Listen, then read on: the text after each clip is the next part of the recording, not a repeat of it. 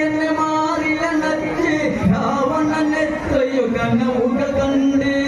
കനവെല്ലാം കട്ടെടുത്തു പോയി സേതുബന്ധനം ചെന്നിയായി വിളയാടി കടലല പോലെ